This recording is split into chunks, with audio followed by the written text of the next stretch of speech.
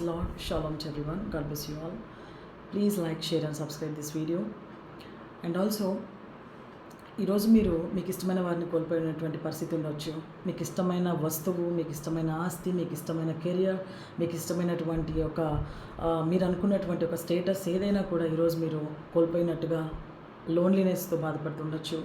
అంటే ఎవరైనా వచ్చి ఏదైనా ఫుల్ఫిల్ చేస్తారు అనేటువంటి ఆశ కూడా ఉండని పరిస్థితులు కొంతమంది ఎదురవుతుంటాయి కొంతమంది జీవితాల్లో. ఇది ప్రతి ఒక్కరికి కూడా జరుగుతుంటుందండి. కొంతమంది చెప్తారు, కొంతమంది చెప్పరు. బట్ నేను చెప్పదలుచుకుంది ఏంటంటే, మరి దేవుని యొక్క వాక్య భాగాన్ని ఆధారం చేసుకొని దేవుడు మనకు తోడే ఉన్నాడు. ఎందుకో తెలుసా? ఆయన ఇచ్చినటువంటి ఒక మంచి మాట, Emmanuel, God is with us. Emmanuel అనేటువంటి మాటకు గాడ్ ఈజ్ విత్ అస్. ఎందుకంటే ఏ సందర్భమైనప్పటికీ కూడా అది గోత్రు అవుతున్న వాళ్ళకి మాత్రమే అర్థమవుతుందండి. ఈరోజు నువ్వు సమస్తము కోల్పోయి నీ యొక్క బాధని ఎవరితో చెప్పుకోలేని పరిస్థితి మధ్య ఉన్నావా? మరి ఈరోజు ఈ వీడియో చూస్తున్నావా? మరి నీ కొరకే దేవుడు మాట్లాడుతున్నాడు ఈరోజు. అతి ప్రియమైనటువంటి దేవుని బిడ్డ, ఏంటంటే ఎవరు కూడా హెల్ప్ చేయకపోగా క్రిటిసైజ్ చేస్తూ ఉంటారు, ఇంకా నీ మీద బురద చల్లేటువంటి ప్రయత్నం చేస్తూ ఉంటారు. కానీ నువ్వు తెలుసుకోవాల్సింది ఏంటో తెలుసా?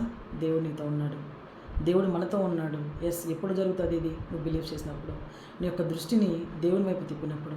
నీ హార్ట్లో ఏ బాధ అయినా కావచ్చు, నువ్వు కళ్ళు మూసుకొని దేవా నాకు సహాయం చేయి, ఈ సిచ్యువేషన్ నుంచి ఎలా ఓవర్కమ్ అవ్వాలా, నాకు ఒక సొల్యూషన్ ఇవ్వు అన్నప్పుడు definitely he is ready to give you suggestion and also he is ready to help you.